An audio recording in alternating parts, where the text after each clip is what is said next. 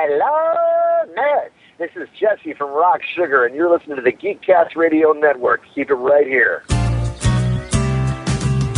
Where's that swarm? What's that drone? Something's buzzing close to home. It's B-Day, and I'm feeling fine. Hello and welcome to episode 88 of Palka, brought to you by the Geekcast Radio Network. I am your host, TFG1Mike. Joining me, as always, is PecanCtMichael. Hello.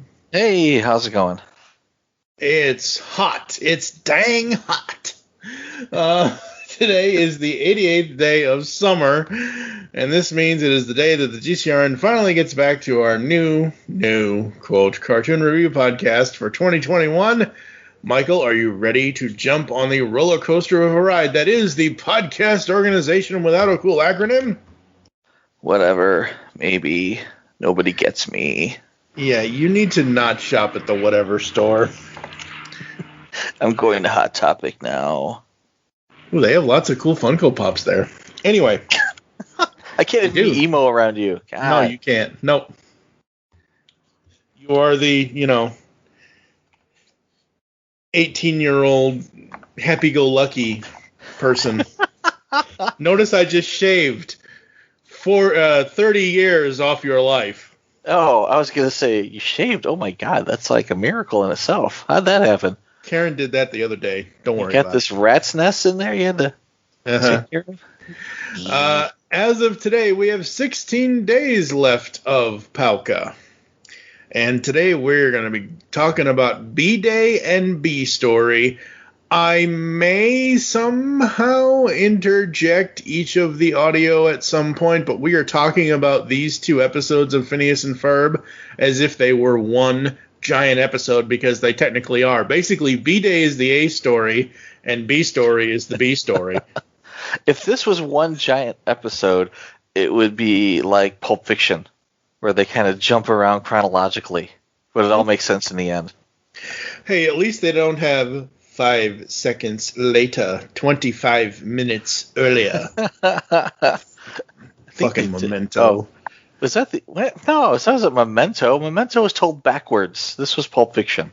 I know what Pulp Fiction is. That's what I'm saying. Like, at least it isn't Memento. At least it isn't jumping around.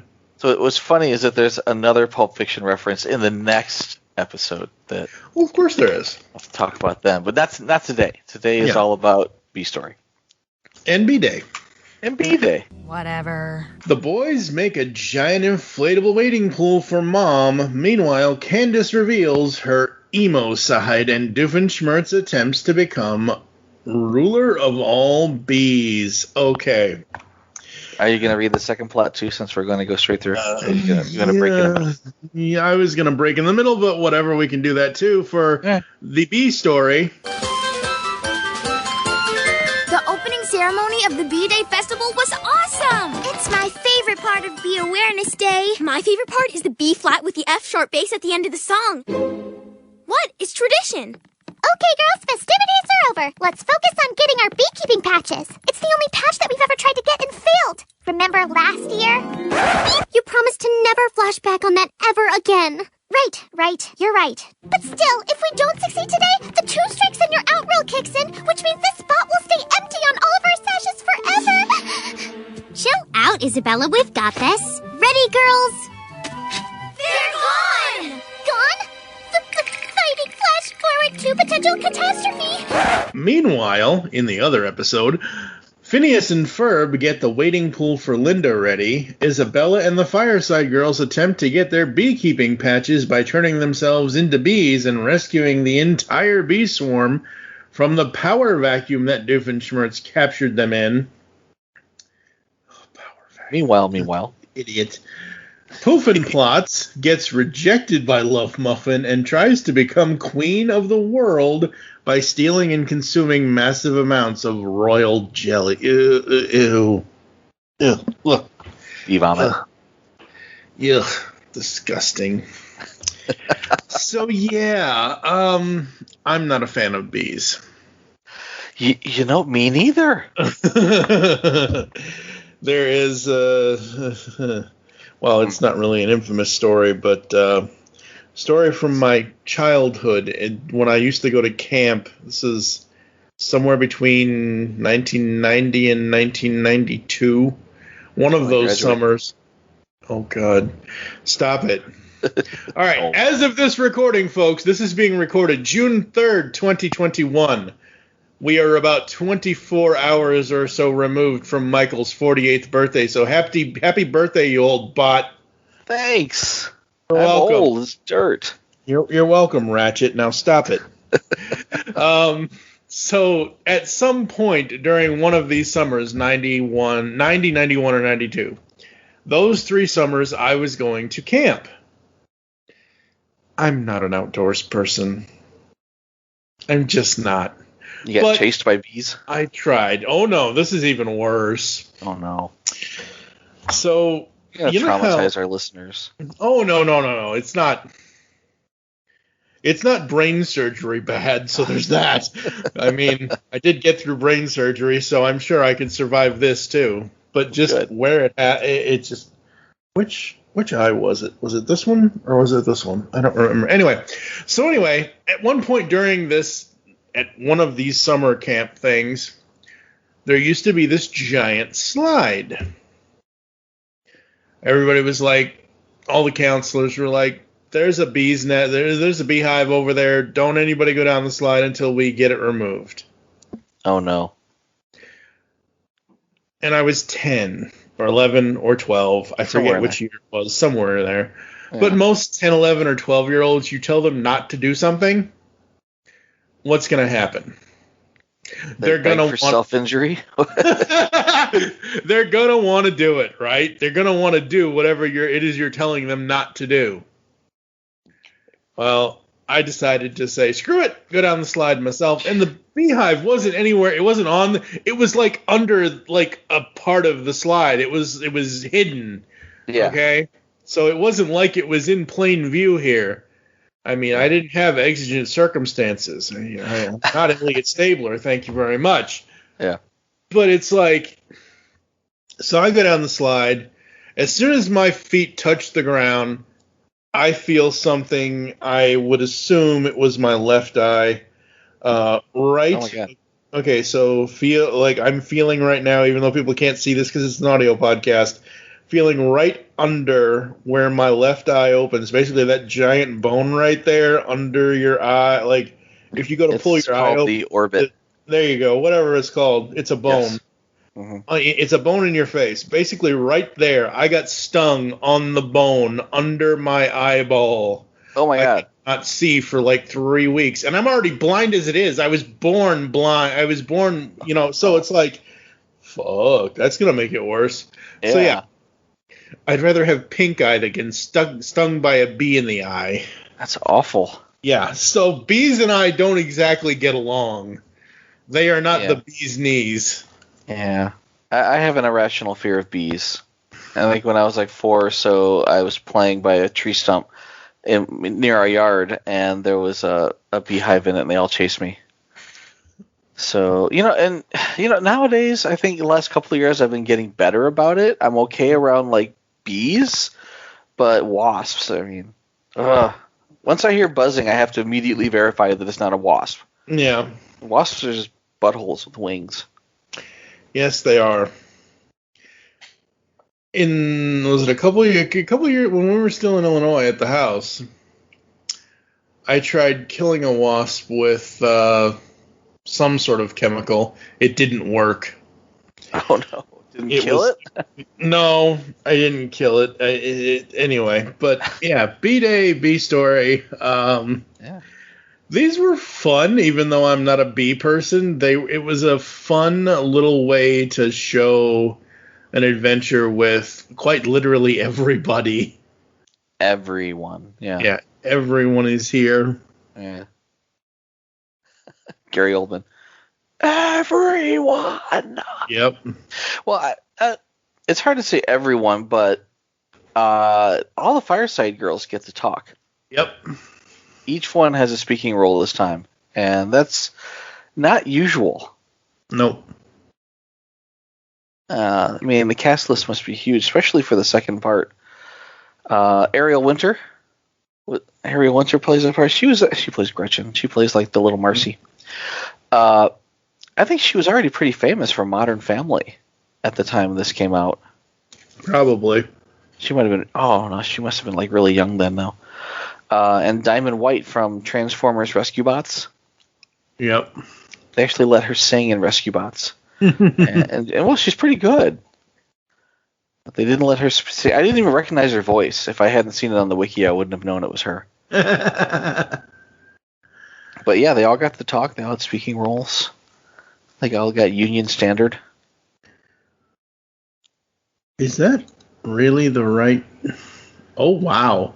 What? I got Daphne from Frasier. Wow. So Jane Leeves, who plays the voice of Admiral Acronym. Yeah. Jane Leeves, most famously to me anyway, was Daphne on Frasier. Nice. Wow.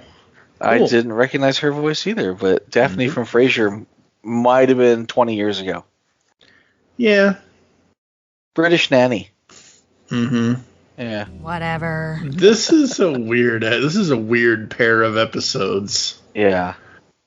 This should have all been one episode. Maybe. I like how they split it up though, and I like that they named the second episode B Story because it's literally the B-side story. Yeah. You know, if it wasn't half an hour episode, you'd have the A story, the alpha story, and you have the B story, which would be the beta story. And what they'd have to mix them together so that, you know, somehow they would tie them together and all meet up at the end to wrap things up. Mm-hmm. And that's why it was clever that they actually called it the B story. Mm-hmm. The title. Yeah. Yeah. It's clever. And that's exactly why episode 88 is entitled The Story of B-Day. I thought it was just called B Story. It is, but I'm saying the podcast, when I release the episode, when I put the episode title, I'm writing it as The Story of B-Day. That implies that you're clever, too. Yeah, well, apparently not, because I had to actually explain, you know, explain it. Joke is funny if I have to explain it to you. Jackass. Sorry. I didn't realize that's what you were going for. That's funny. Anyway. Yes, my favorite part in this, and only because I have gotten plenty of rejection letters from things, but honestly, my favorite part was the rejection letter to Esmeralda Poofenplotz from Love Muffin. Love Muffin. That's funny. Poofenplotz reading her junk mail.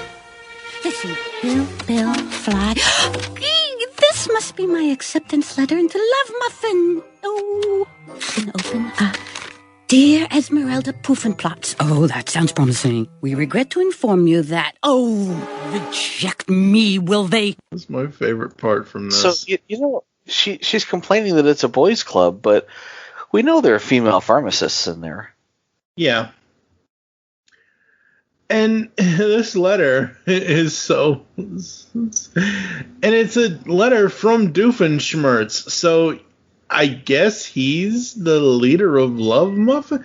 I've never ever thought Doof was the leader of Love Muffin, because every time we are exposed to Love Muffin, it's like everybody else is more like I'm not sure of the Love Muffin hierarchy kind of thing.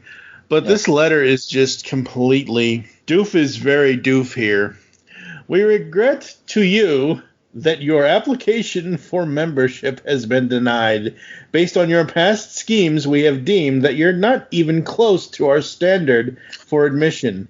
Feel free to reapply after you've come up with something really evil. At the very least, get yourself a decent lab coat.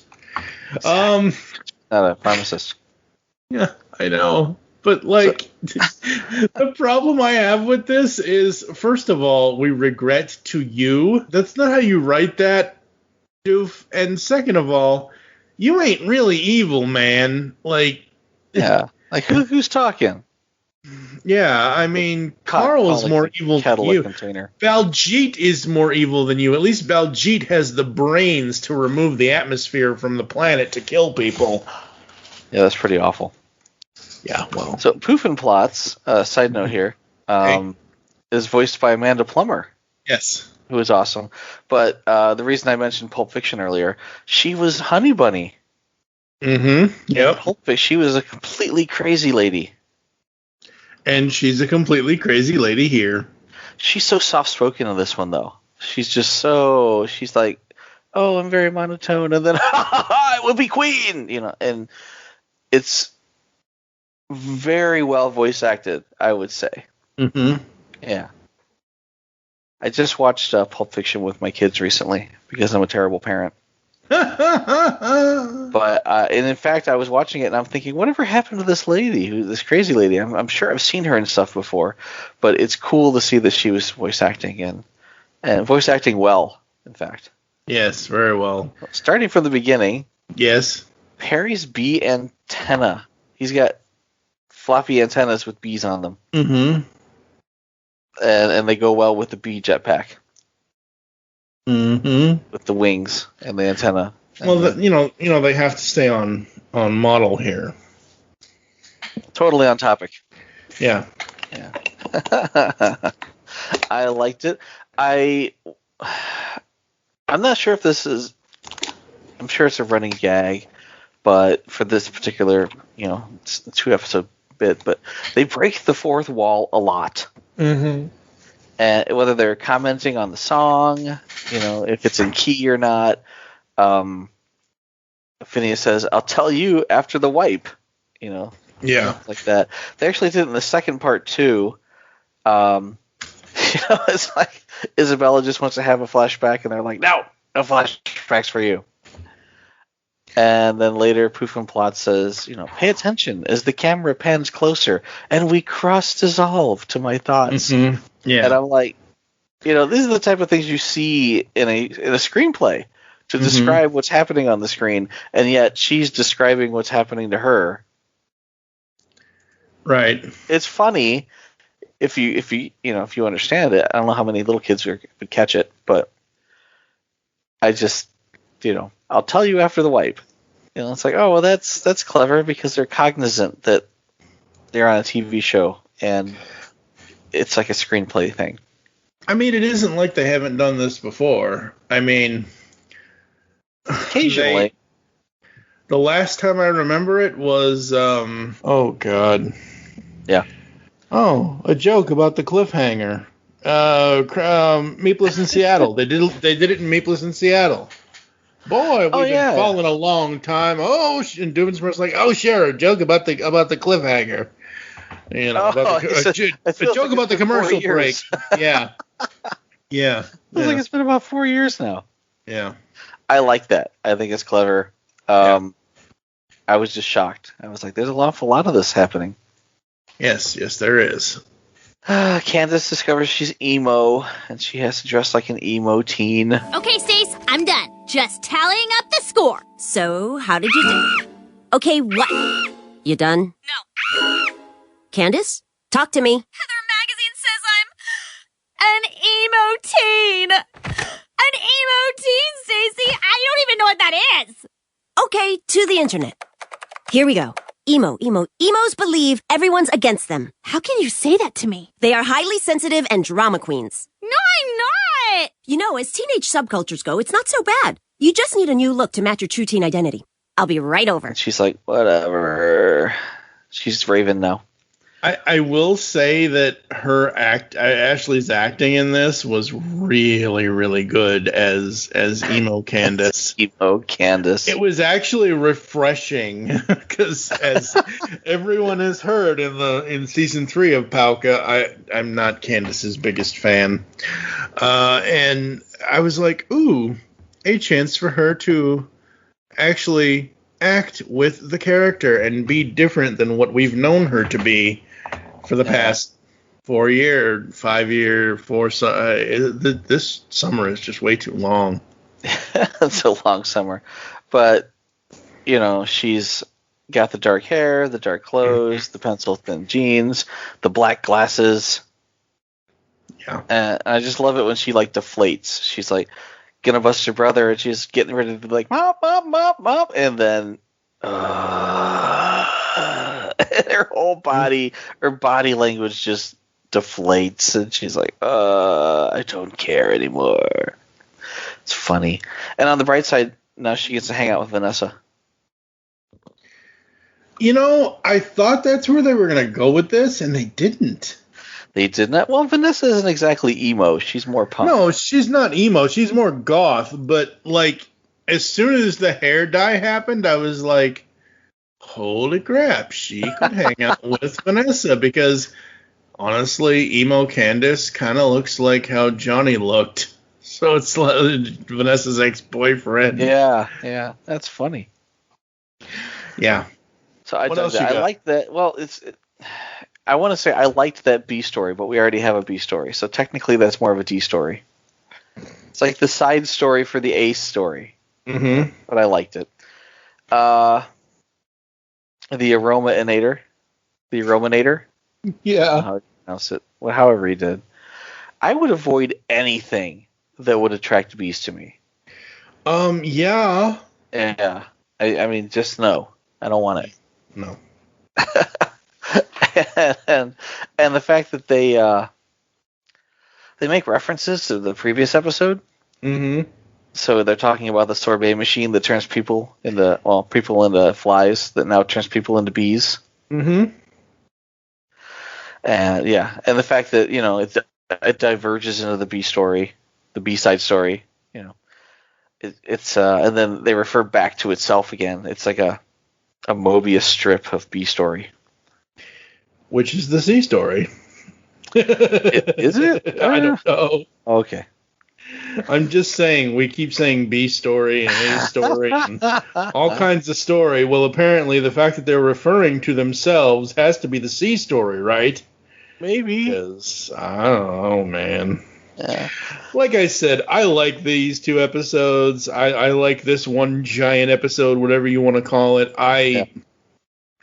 Because these episodes are, part of according to our lovely friends at the Phineas and Ferb Wiki, are part of a story arc, obviously, kind of thing. And they're, you're not going to see B-Day lumped together with Happy New Year or whatever other...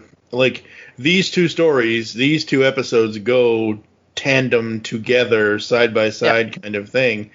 And that's cool. I like that. I wish that they would have done a few more of those types of things because, as I said, this feels like one of those giant special things.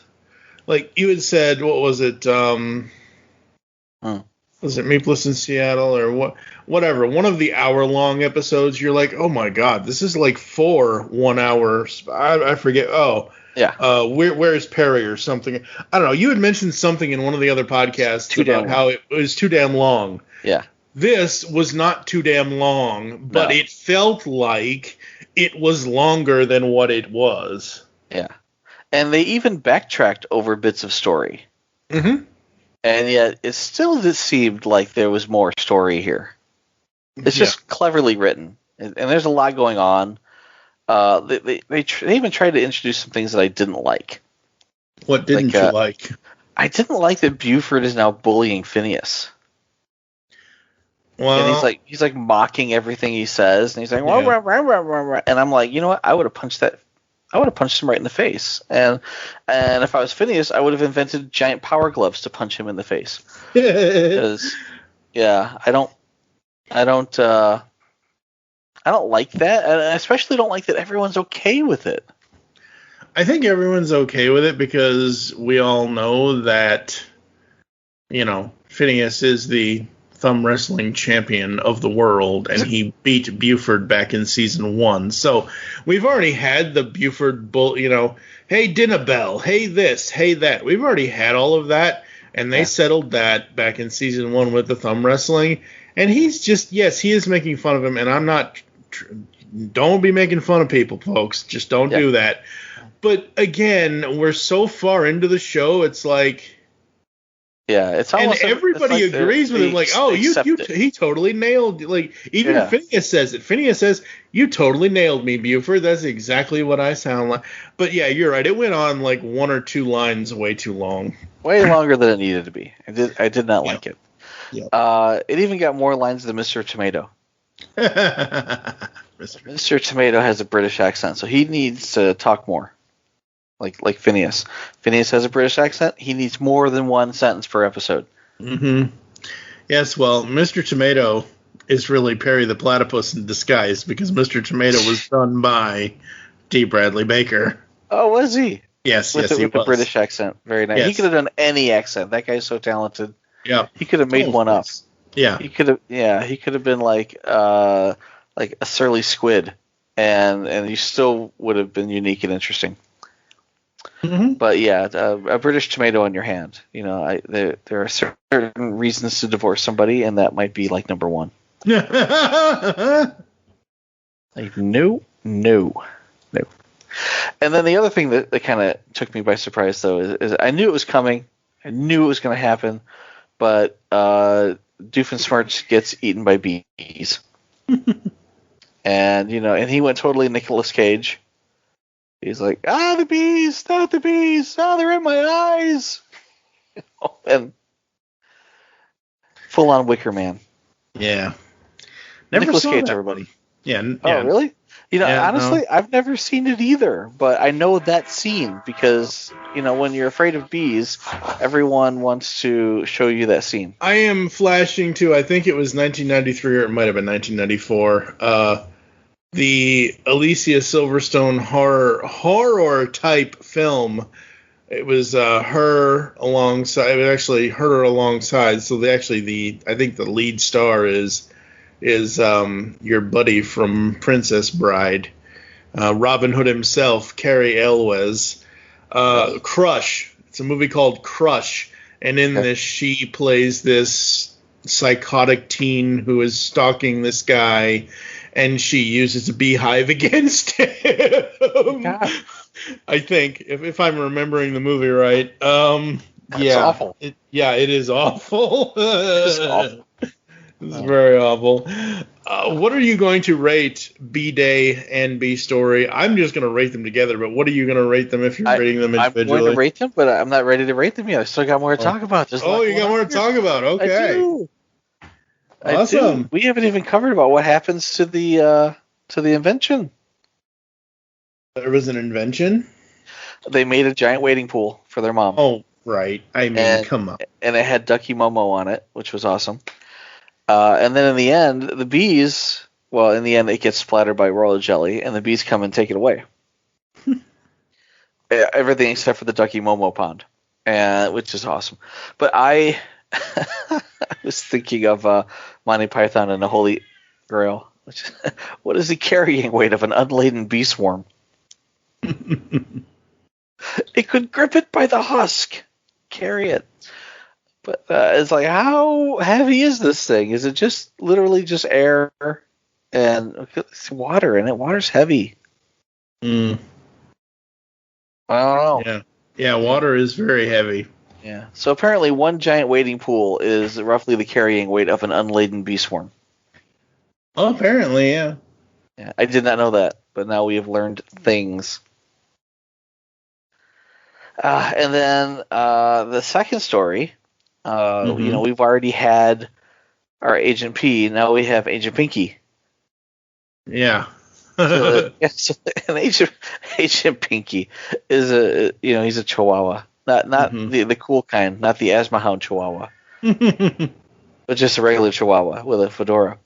But he's got apparently he has his own major monogram.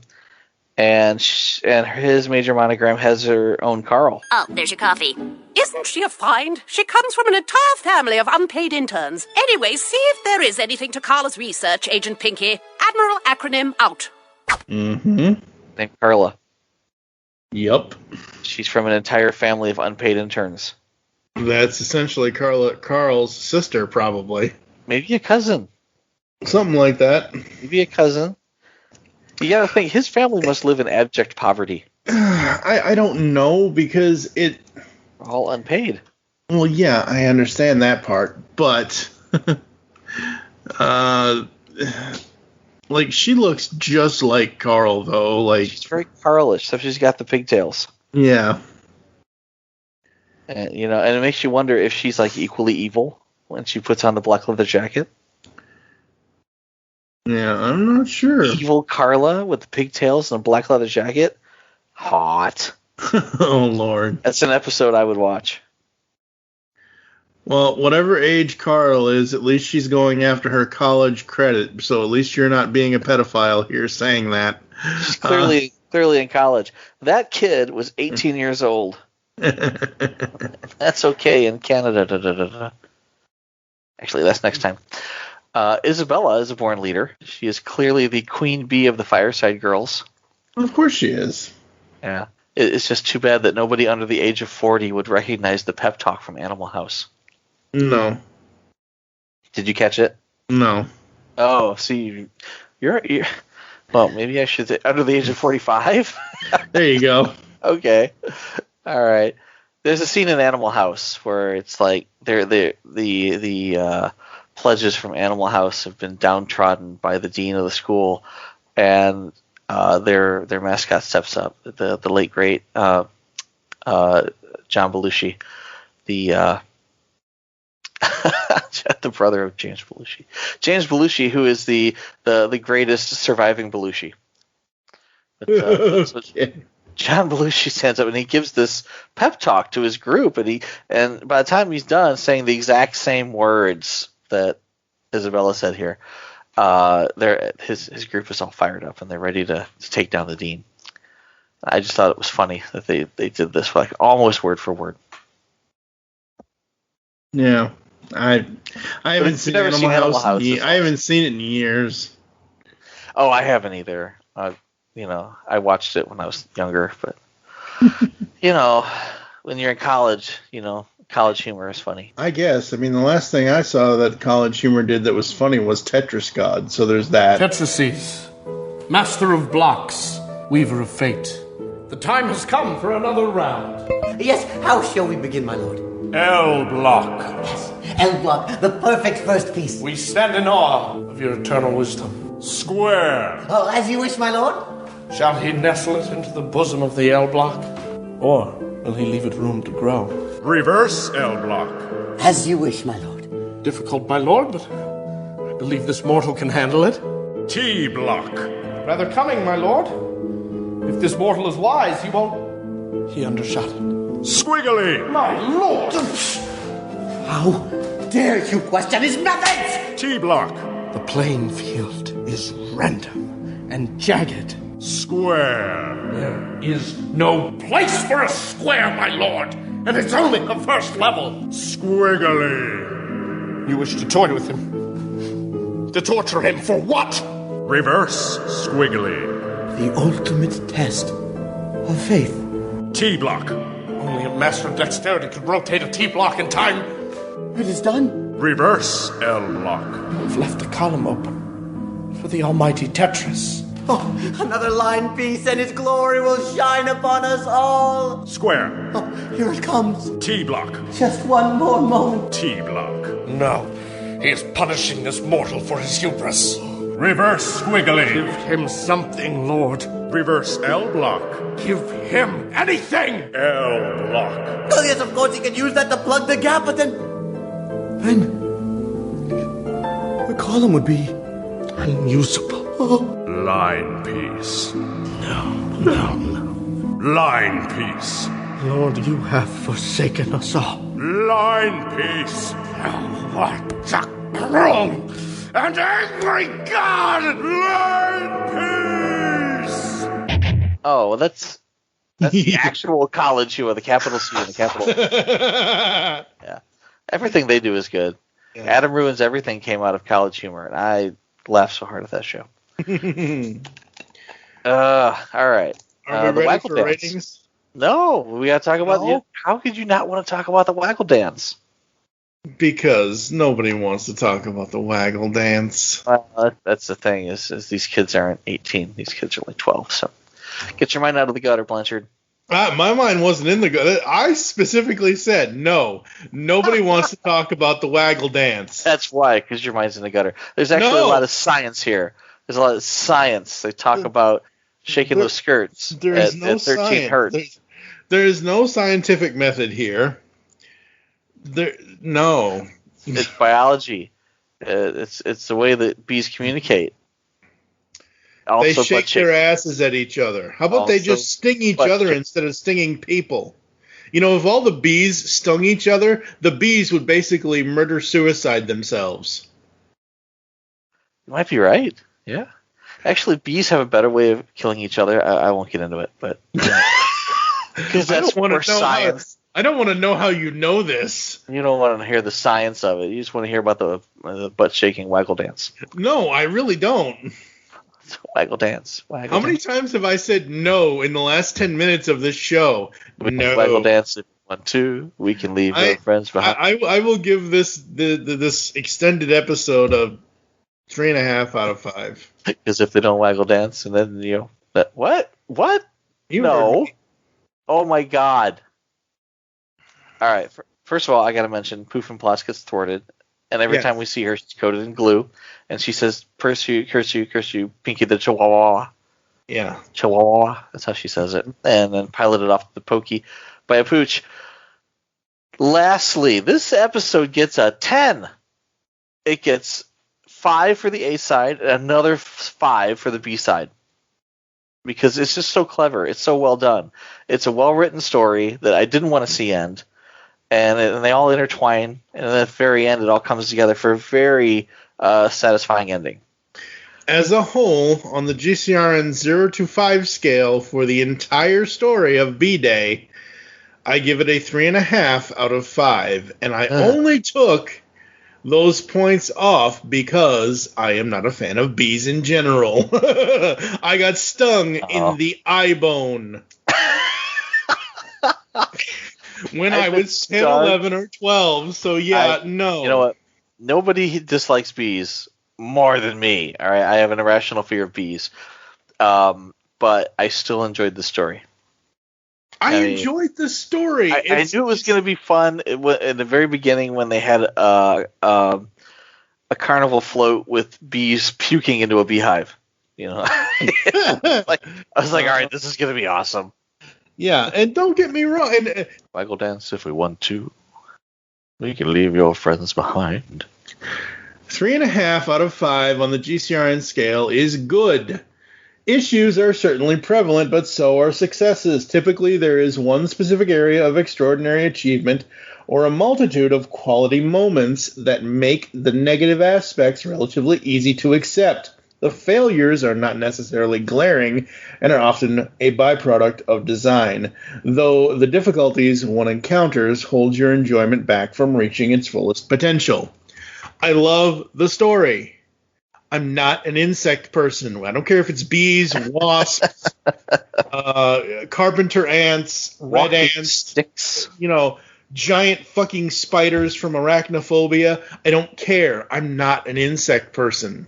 So me taking 1.5, almost 2 points off of this isn't like I gave it a 1. A 1 on the GCR Universal Rating Scale, terrible. Has several areas of extreme failure that aggravate you to your inner core. Only 1 or 2 areas can be considered an achievement, but those areas have relatively little impact on the overall experience. You don't have to justify to me. I get it. I just enjoyed the craftsmanship of this episode more than it bothered me that it wasn't a. I enjoy the craftsmanship of it as well. Yeah. But I do not need to be up close and personal with bees. That happened over 30 years ago, and I still have a thing in my eye bone. Can't say that without laughing. My eye bone. That's right. There's a thing in my eye bone. Yeah. That's awful. I sympathize, I guess. At least you weren't covered, turned into a statue with glue. Because that's like a recurring thing for her. I can see why they don't bring her back as much, even though she has an excellent voice actress. Because, how many storylines can you write where she gets turned into a statue? I think my favorite part about the whole Agent Pinky and Admiral acronym, basically the whole other side of Alka, is is seeing pink side. Very pink. Is seeing and I'm sorry, her helicopter must have been a very expensive custom job. That helicopter is whoa. Like it's the Miacopter. Yeah, it's like stop the presses. I mean, I'd rather have a rod pod than that helicopter. It essentially was a rod pod. It's like a big sort of chip of her head. Weird. It was almost as bad as like the Thanos copter. It's a helicopter that says Thanos across the front of it. It's a helicopter that every time the blades turn, it snaps its fingers. And 500,000 more people lose their lives or whatever. I don't know. Anyway, yeah, that is awful. It's awful. So Poofenplotz has been in 2 episodes, to my knowledge, right off the top of my head. Okay. Without looking at the wiki. And both of these episodes, she is trying to be more beautiful, or she's... Like, the last episode was with the old abandoned amusement park, and she was looking for stiff beauty and whatever. Oh, yeah, that was the Temple of Sap. Yes, Temple of Sap, that's right. At least that was the last time every Fireside Girl had a speaking role. Hey, you know what? Coincidence? I think not. I think so. No, it's not I think not. I think so. You know, and I like her. She's kind of cool-ish. She's not, you know, as bad as some of the other scientists that are in Love Muffin that don't really get a lot of a lot of speaking lines, or like they'll just be like, "Oh, Clucky the chicken, you're foiling my plot again. No, don't." Like, okay, you're kind of boring. Yeah. I forget what episode it was, but it was like they were having an awards show, and they had all like they were making up characters as they went, and they were all wearing lab coats, and it was like, well, this guy looks like he'd be a cool villain. We don't know his name, we don't know anything about him, but you know, we know that somewhere there's an animal with a fedora who's got his number. Yeah. Yeah, but I like Poofenplotz, and I think that this episode, you know, kind of gave her a little more meat to her story. You know, she wants to be part of Love Muffin. Yeah. She's kind of aggravated. You know, she's not sure why she's not being chosen to be in there, because she thinks she's being pretty evil. Mm-hmm. Yeah. I don't know, man. Not really that evil. Not terribly evil, I guess. I mean, she wants to be the queen bee. The queen! And I shall not be dark, but beautiful, like the night and the day, and all shall love me and despair. And I might have a grotesquely large abdomen for laying eggs, but I can live with that. Even if it means having a freakishly large abdomen that spits out eggs, which, you know, was very Aliens. Interesting. Another reference that was not in the wiki. No. The way that was. Not even a stretch. That was totally out of Aliens. So, Esmeralda Poofenplotz has multiple appearances in Phineas and Ferb. Her debut, as you said, Temple of Sap. Mm-hmm. She has a non-speaking cameo in Roller Coaster the Musical, because she's one of the dancing people. Obviously, B-Story. She was the Bridge of Comprehension lady in Excalifurb. Oh, yeah. Uh-huh. Technically not her. Yeah. Well, okay, what... You and your... None of those characters were technically the right. Whatever. She's still there. And she will be appearing... Oh, non-speaking cameo. Damn it.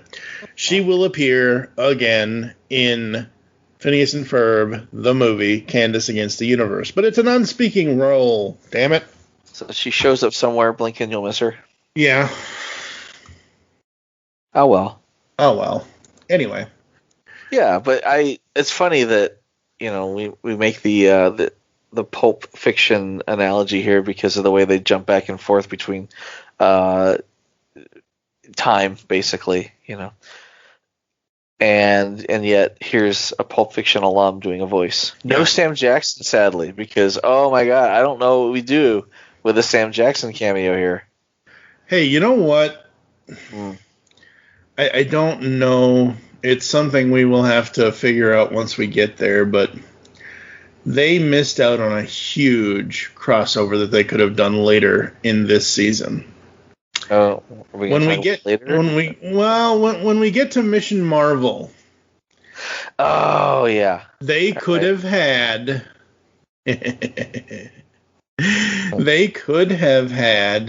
a Nick Fury eye patch off. Or I should say a Nick Fury eye patch off, because I have always wanted, ever since Sam became Nick Fury in the Marvel Cinematic Universe, I have always wanted him and David Hasselhoff's Nick Fury from the 1990 TV movie Nick Fury and the Agents of S.H.I.E.L.D. to be in the same room together as Nick Furies from different universes. Hell, what rock did he crawl out from under? Well, I was just getting to that. You're looking at the new Director General of S.H.I.E.L.D. Talk about falling upwards, huh? About damn time. Anyway, that's actually they could have done that. Yes. Yeah, I know. That's what I'm saying. Yeah. That is It's not like Hasselhoff is a stranger to kids' TV shows. No. If he can be in SpongeBob, he can be in anything. I think he's done a couple of SpongeBobs. Hmm? As like himself, which is funny. Absolutely. All right, are you ready to rate this finally? I did. I gave it a 10. Wow. 5 plus 5 equals 10. You know what? We used to really like double episodes, and it was like they'd always do something cool, and occasionally they would intertwine the scenes and such like they did today, right? The Pulp Fiction model. But I don't know. I really like this one. I was gonna say, but not the next one. But we'll get into that tomorrow. Yeah, we'll get into that tomorrow. 12 years in the making. After 6 top 100 countdowns, the Geekcast Radio Network, along with 33 participants, are launching our top 100 Transformers characters countdown. August 8th, 2021. 35 years after Transformers the movie was released. Don't be the only con left out of this one, folks. Because, really, whether you're a Predacon or a Decepticon, you want to be at the top. Right, Megatron? Yes. Tune in to Geekcast Radio Network's Top 100 Transformers Characters Countdown from August 8th through September 17th, 2021. 6 parts, 6 Constructicons. Learn who will fall and where they will fall, because one always falls. Transform and transcend here with us on the Geekcast Radio Network. Why nobody love Waspinator? All right, folks, that's going to do it for us. We are done with the story of B-Day. Thank you for joining us here on Palca. There are several ways to get in contact with us to leave feedback for the show. Visit the website, geekcastradio.com, where you can comment on this and all of our other episode posts. Send an email to feedback@geekcastradio.com. If you'd like to comment on this episode, just put the episode number in the subject line. I was going to say description, but subject line. Here are all the ways you can listen to us nowadays. Apple and Google Podcasts, Spotify, and of course, the home where our files exist, Spreaker. Leave the show's feedback in iTunes. Please do this. I forgot to check. Follow us on Twitter. I am at TFG1Mike. You can also follow at Geekcast Radio for all the other network updates. What is your Twitter? PecanCtMichael. Become a fan on Facebook. Go to facebook.com/Geekcast Radio Network. We hope you enjoyed this episode of Palca and wish you'll join us next time when we will be giving you our thoughts on the next episode of Phineas and Ferb Season 4, which is also a double episode, Part 1 and 2 of Sidetracked. For now, I am TFG1Mike with Michael Wilson. Thank you for listening. Until next time. Why do we always end with the B flat with the F sharp bass? It's not even in key. Because the F sharp bass bangs, baby. Bangs. You're supposed to say it's tradition. That too. It's tradition, damn it. It bangs traditionally, baby. There you go. But wait, there's more. Was it 1993? Go away, Astro Train. Nobody needs you now, you dumb Decepticon. Again, I will edit all of the oh yeah, I will. Well, oh no, now it's Transformers related. You have to leave it in. Say it again. Aren't you a little young to be a podcaster? No, I'm not. Aren't you a little old to be watching this cartoon show? Yes, I am. It's good to see the nation's senior citizens taking an interest in cartooning. Yes, it is. Yes, it is. There's not really any more. That's about it. But, whatever.